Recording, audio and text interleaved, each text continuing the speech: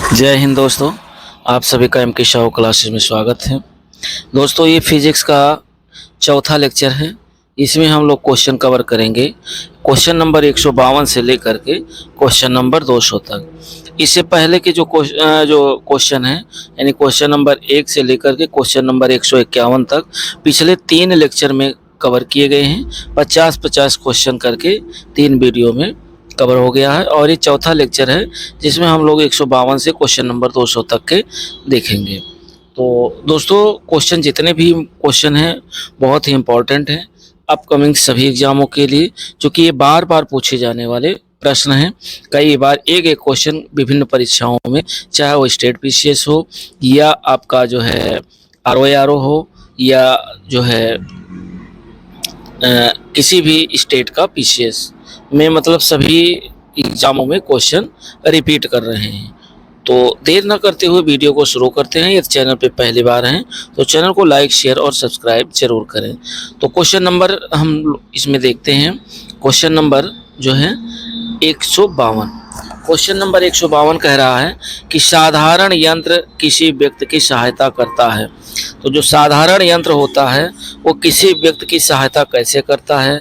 कम काम करने में, या कम बल का प्रयोग करके भी उतनी ही मात्रा में काम करने में, या उतनी ही मात्रा में काम धीरे धीरे करने में, या उतनी ही मात्रा में काम अधिक तेजी से करने में। तो दोस्तों, ये 152 का बी विकल्प सही है। कम बल का प्रयोग होगा, यानी कम बल का प्रयोग करके उतनी ही मात्रा में काम करने में, यानी राइट ऑप्शन इसका जो है 152 का बी विकल्प सही है। उसके बाद 153 नंबर क्वेश्चन देखते हैं और 153 नंबर क्वेश्चन कह रहा है कि एक मनुष्य स्थिर नाव से 5 मीटर प्रति सेकंड की चाल से कूदा। यानी स्थिर नाव में, स्थिर नाव का मतलब यानी शांत जल में नाव है और 5 मीटर प्रति सेकंड की चाल से कूदा और नाव 0.5 मीटर प्रति सेकंड की चाल से खिसकी। बताइए कि नाव का जो द्रव्यमान है वो मनुष्य के द्रव्यमान का कितना गुना होगा। तो जो नाव का द्रव्यमान है वो मनुष्य के द्रव्यमान का कितना गुना होगा? तो ये होगा 10 गुना। अर्थात राइट ऑप्शन इसका कितना 153 का क्या सही है? डी विकल्प सही है, 10 गुना। और अगला 154 नंबर क्वेश्चन देखते हैं। 154 नंबर कह रहा है कि किसी इलेक्ट्रॉनिक घड़ी में लोलक घड़ी के लोलक के समतुल्य जो पुर्जा होती है, कि किसी इलेक्ट्रॉनिक घड़ी में लोलक घड़ी के लोलक के समतुल्य पुर्जा होती है, तो ये होती है क्रिस्टलीय जो है दोलित्र, क्रिस्टलीय दोलित्र का। तो राइट ऑप्शन 154 का बी विकल्प सही है, क्रिस्टलीय दोलन। और उसके बाद 155 नंबर क्वेश्चन देखते हैं। 155 नंबर कह रहा है कि घड़ी में स्फटिक क्रिस्टल का कार्य किस पर आधारित है? तो घड़ी में स्फटिक क्रिस्टल का जो कार्य है वह आधारित होता है दाब विद्युत प्रभाव पर। किस पे आधारित होता है? दाब विद्युत प्रभाव पर आधारित होता है। 155 नंबर का जो राइट ऑप्शन है वो सी विकल्प सही है, दाब विद्युत प्रभाव पर। और नेक्स्ट क्वेश्चन 156 नंबर कह रहा है कि लोलक घड़ियां गर्मियों में क्यों सुस्त हो जाती हैं? तो लोलक घड़ियां गर्मियों में सुस्त हो जाती हैं क्योंकि लोलक की जो लंबाई है वो बढ़ जाती है, जिससे इकाई दोलन में लगा हुआ समय बढ़ जाता है। इसलिए लोलक घड़ियां जो होती हैं वो गर्मियों में सुस्त हो जाती हैं। तो राइट ऑप्शन 156 का सी विकल्प सही है। और उसके बाद 157 नंबर क्वेश्चन कह रहा है कि लोलक की कलावधि यानी जो टाइम पीरियड है वो कितनी है? तो लोलक की जो कलावधि है वो दोस्तों है लंबाई के ऊपर निर्भर करती है। यानी लोलक की जो कलावधि है वह लोलक की लंबाई के ऊपर निर्भर करती है। तो राइट ऑप्शन 157 का बी विकल्प सही है। उसके बाद 158 नंबर क्वेश्चन कह रहा है कि जब कुएं से पानी की बाल्टी को ऊपर खींचते हैं तो हमें महसूस होता है कि बाल्टी जो है पानी की सतह से ऊपर भारी हो गई है। हम महसूस होता है और ये हकीकत भी है कि जो जब पानी के ऊपर बाल्टी आएगी तो जो पानी का भार होगा वह भारी हो जाएगा। तो पानी की सतह से ऊपर भारी हो गई है, तो 158 का जो राइट ऑप्शन है वह ए विकल्प सही है। उसके बाद 159 नंबर क्वेश्चन हम लोग देखते हैं। 159 नंबर क्वेश्चन कह रहा है कि पीसा की झुकी हुई मीनार गिर नहीं जाती है। पीसा की झुकी हुई मीनार गिर नहीं जाती है क्योंकि जो गुरुत्वाकर्षण केंद्र से जाने वाली जो ऊर्ध्वाधर लाइन है या रेखा है वह तल के अंदर रहती है। किसके अंदर रहती है? तल के अंदर रहती है। इसलिए पीसा की झुकी हुई जो मीनार है वो गिरती नहीं है। तो गुरुत्वाकर्षण केंद्र से जाने वाली ऊर्ध्वाधर जो लाइन रेखा है वह तल के अंदर रहती है। राइट ऑप्शन 159 का डी विकल्प सही है।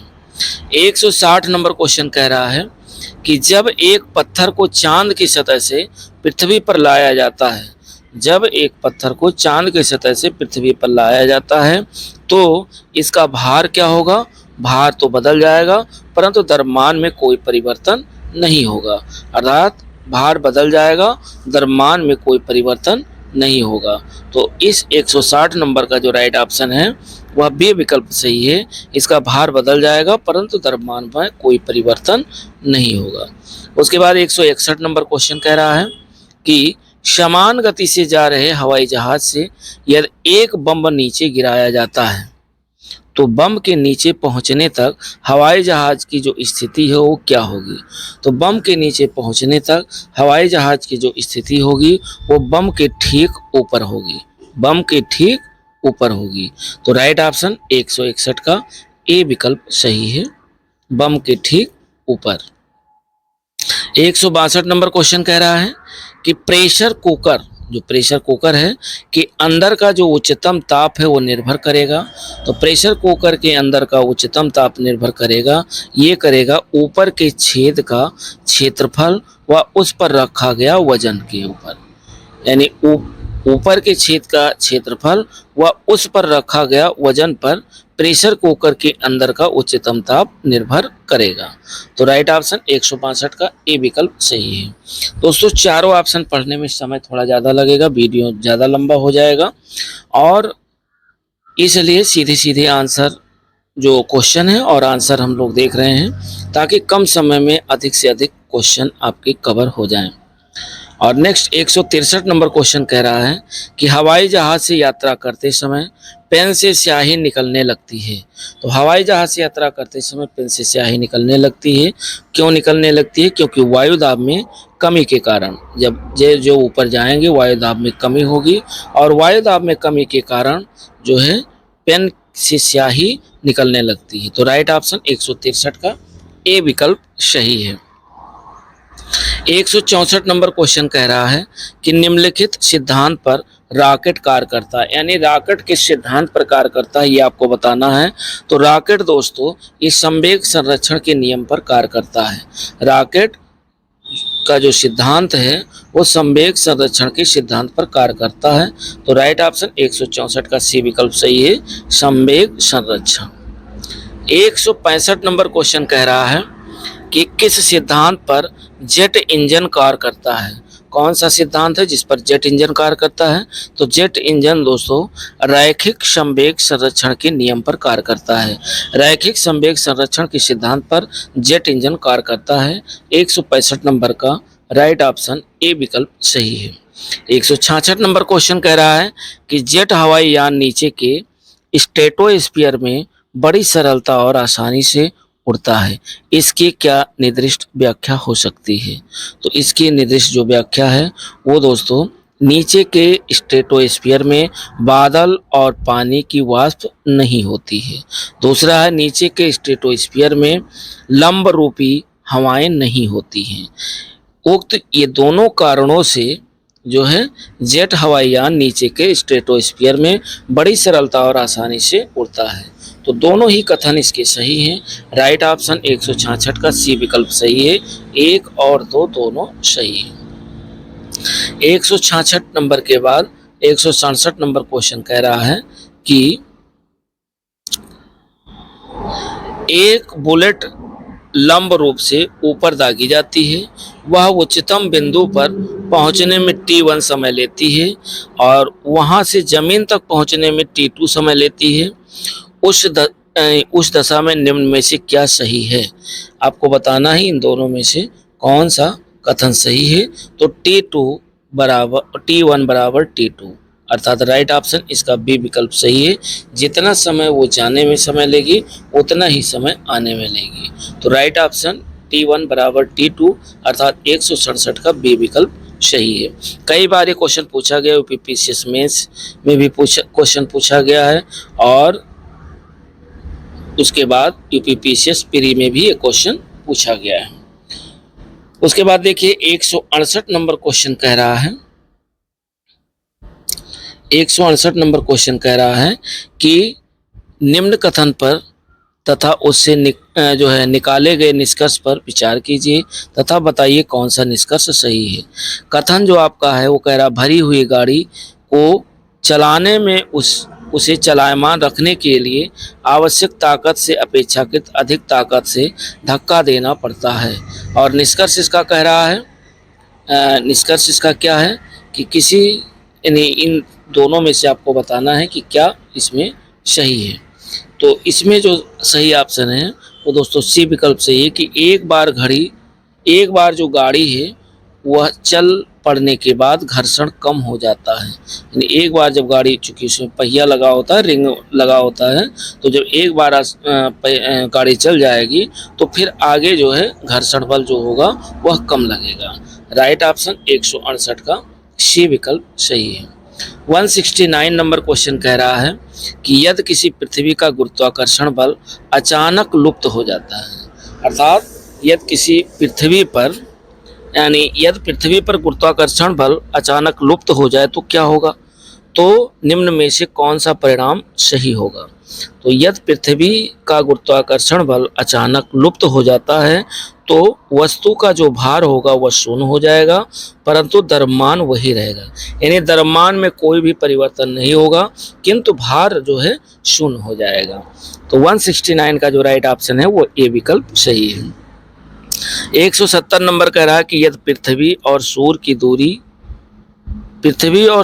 दूरी जो है उसके स्थान पर दुगनी हो जाती है तो सूर्य द्वारा पृथ्वी पर गुरुत्वाकर्षण बल जो पड़ता है वह होगा।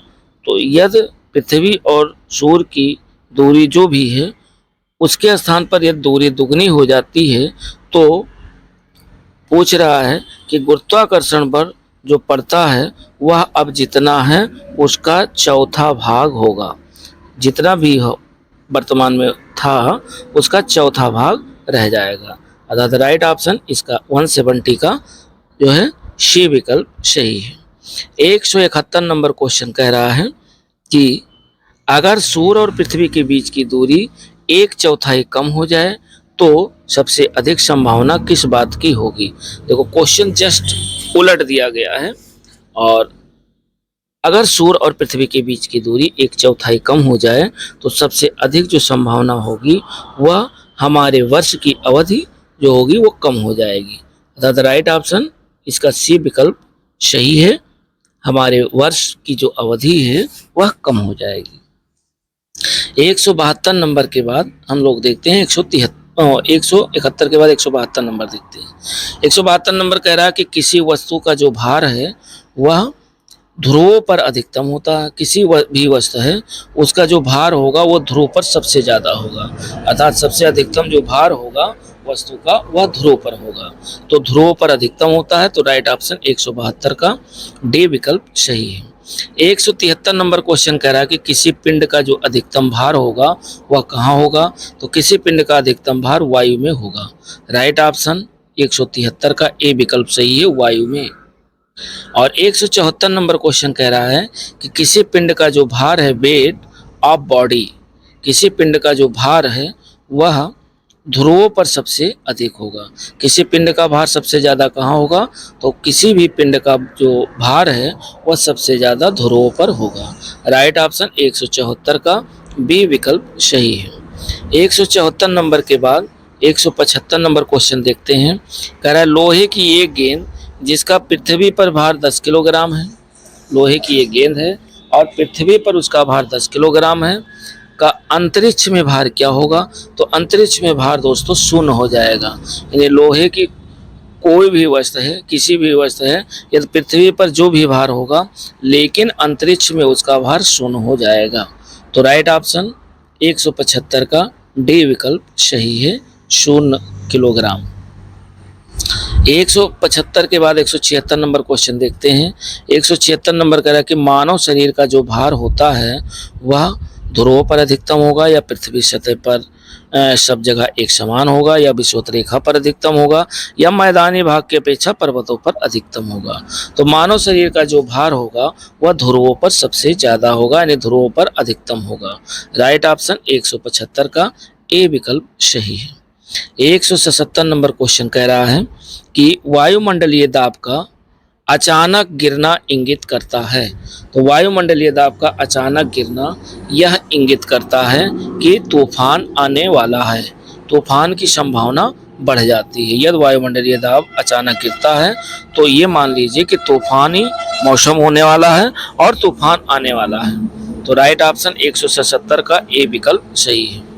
उसके बाद 178 नंबर क्वेश्चन कह रहा है कि एक व्यक्ति स्थिर जल में नाव में खड़ा है, यानी जल एकदम शांत है, शांत जल में नाव में खड़ा है।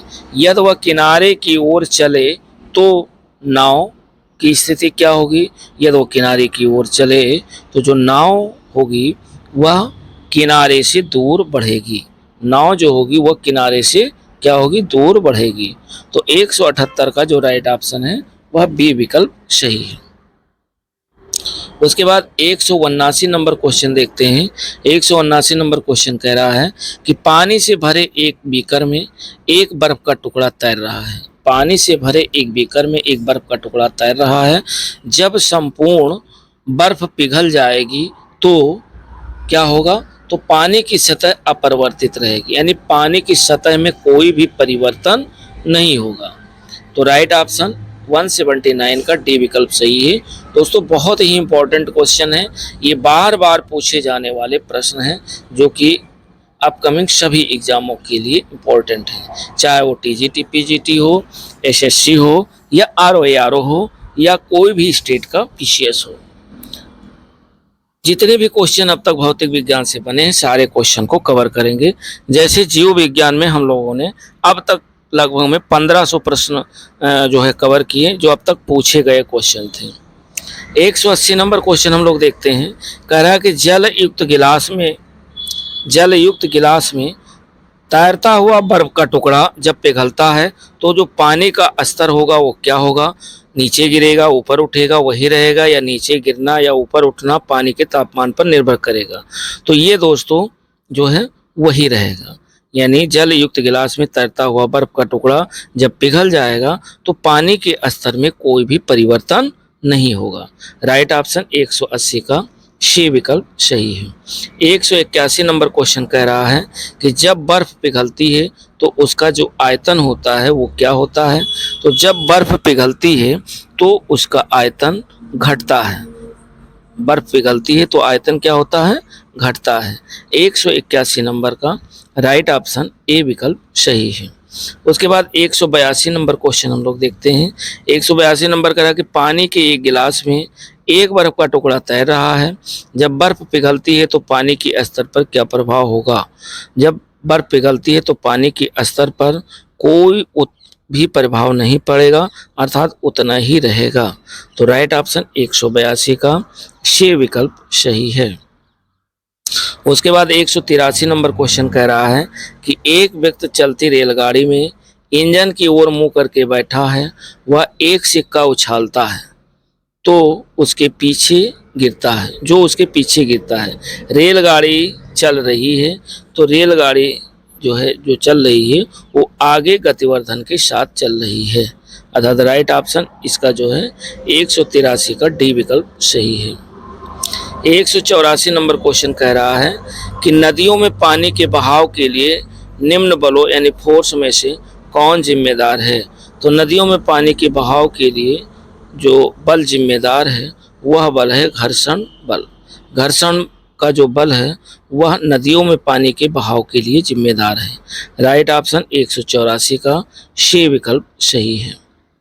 उसके बाद 185 नंबर क्वेश्चन कह रहा है कि किस ताप पर पानी का घनत्व अधिकतम होता है। तो वो ताप आपको बताना है। तो 4 डिग्री सेल्सियस ताप पर पानी का जो घनत्व होता है वह अधिकतम होता है। तो राइट ऑप्शन 185 का ए विकल्प सही है, 4 डिग्री सेल्सियस। 186 नंबर कह रहा है कि जल का अधिकतम जो घनत्व होता है वह कहाँ होता है। तो जल का अधिकतम जो घनत्व होता है वह दोस्तों 287 केल्विन पर अधिकतम होता है। यानी जल का जो अधिकतम घनत्व होता है वो 277 केल्विन पर जो जल का घनत्व होता है वह अधिकतम होता है। तो राइट ऑप्शन 186 का बी विकल्प सही है, 277 केल्विन। 187 नंबर कह रहा है कि पानी का जो घनत्व है वो अधिकतम होता है। तो पानी का घनत्व अधिकतम होता है 4 डिग्री सेल्सियस पर। पानी का जो घनत्व है वो अधिकतम होगा कितने, 4 डिग्री सेल्सियस पर। तो 187 का जो राइट ऑप्शन है वह बी विकल्प सही है, 4 डिग्री सेल्सियस।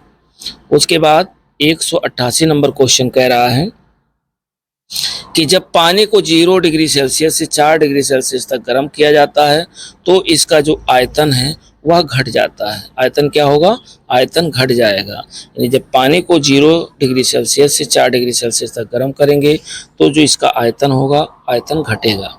राइट ऑप्शन 188 का बी विकल्प सही है। 189 नंबर क्वेश्चन कह रहा है कि पानी का अपेक्षित घनत्व सर्वाधिक निम्नलिखित ताप पर होता है। तो पानी का जो अपेक्षित घनत्व सबसे अधिक होगा वह होगा 4 डिग्री सेल्सियस पर। राइट ऑप्शन 189 का बी विकल्प सही है, 4 डिग्री सेल्सियस। 190 नंबर क्वेश्चन कह रहा है कि एक ट्रेन जैसे ही चलना आरंभ करती है उसमें बैठे हुए यात्री का जो सिर होता है वह पीछे की ओर झुक जाता है। यात्रियों का जो सर है वो पीछे की ओर झुक जाता है। इसका क्या कारण है। तो ये दोस्तों गति के जड़त्व के सिद्धांत पर कार्य करती है। इसीलिए यानी गति का जो जड़त्व का नियम है इसी सिद्धांत पर ये ट्रेन कार्य करती है, जिसके कारण यात्री का जो सिर है वो पीछे की ओर झुक जाता है। राइट ऑप्शन 190 का बी विकल्प सही है। 191 नंबर कह रहा है कि भूमि में गुरुत्वाकर्षण बल किस तनाव पर रहता है। तो भूमि में जो गुरुत्वाकर्षण बल है वह तनाव में रहता है किसके, 1/3 एटमॉस्फेयर पर, 1/3 एटमॉस्फेयर पर। यानी राइट ऑप्शन 191 का ए विकल्प सही, 1/3 एटमॉस्फेयर पर जो है गुरुत्वाकर्षण बल का तनाव रहेगा। 191 नंबर के बाद 192 नंबर क्वेश्चन देखते हैं। और 192 नंबर क्वेश्चन कह रहा है कि हवाओं की जो ऊर्जा होती है वह कितनी होती है। तो हवाओं की जो ऊर्जा होती है वह दोस्तों केवल गतिज ऊर्जा होती है। हवाओं की जो ऊर्जा है वो गतिज ऊर्जा है। राइट ऑप्शन 192 का बी विकल्प सही है, केवल गतिज ऊर्जा। उसके बाद 193 नंबर क्वेश्चन कह रहा है कि वायु शक्ति पिंड पावर में ऊर्जा का कौन सा रूप जो है विद्युत ऊर्जा में परिवर्तित होता है। तो ऊर्जा का गतिज ऊर्जा का जो रोल है, गतिज ऊर्जा का जो रूप है वह विद्युत ऊर्जा में परिवर्तित होती है। तो राइट ऑप्शन 193 नंबर का ए विकल्प सही है, गतिज ऊर्जा। 194 नंबर क्वेश्चन कह रहा है कि स्थिर विज्ञान निम्नलिखित में से किससे संबंधित है। तो जो स्थिर विज्ञान है वह संबंधित है विश्राम की स्थिति से। स्थिर विज्ञान का जो संबंध है वह विश्राम की स्थिति से है। राइट ऑप्शन 194 का जो है बी विकल्प सही है। 195 नंबर क्वेश्चन कह रहा है कि इकाइयों की समस्त व्यवस्थाओं में किस इकाई की जो मात्रा है वो समान होती है। तो इकाइयों की समस्त व्यवस्थाओं में गुरुत्वाकर्षण के कारण जो त्वरण है, गुरुत्वाकर्षण के कारण त्वरण इकाई की मात्रा समान हो जाती है या समान होती है। तो राइट ऑप्शन 195 का ए विकल्प सही है। 196 नंबर कह रहा है कि समुद्र में पलवन करते हुए आइस वर्ग का कितना भाग समुद्र की सतह से ऊपर होता है। तो समुद्र की सतह से जो आइस वर्ग का दूसरा भाग होता है, सतह से जो ऊपर होता है, वो होता है दोस्तों 1/9। अर्थात समुद्र में पलवन करते हुए आइस वर्ग का जो विस्तार है, आइस वर्ग का 1/9 भाग समुद्र की गहराई से ऊपर होता है। राइट ऑप्शन 196 का ए विकल्प सही है। 197 नंबर क्वेश्चन कह रहा है कि गुरुत्वाकर्षण के सार्वभौमिक नियम का प्रतिपादन किसने किया था। तो गुरुत्वाकर्षण की जो है सार्वभौमिक नियम का जो प्रतिपादन है, ये दोस्तों किया था न्यूटन ने। राइट ऑप्शन 197 का ए विकल्प सही है, न्यूटन। 198 नंबर क्वेश्चन कह रहा है कि जब कोई वस्तु ऊपर से गिराई जाती है तो उसका जो भार होता है वह क्या होगा। तो कोई वस्तु यदि ऊपर से गिराई जाती है तो जो उसका भार होगा वह परिवर्तनशील होगा। अर्थात राइट ऑप्शन 198 नंबर का सी विकल्प सही है।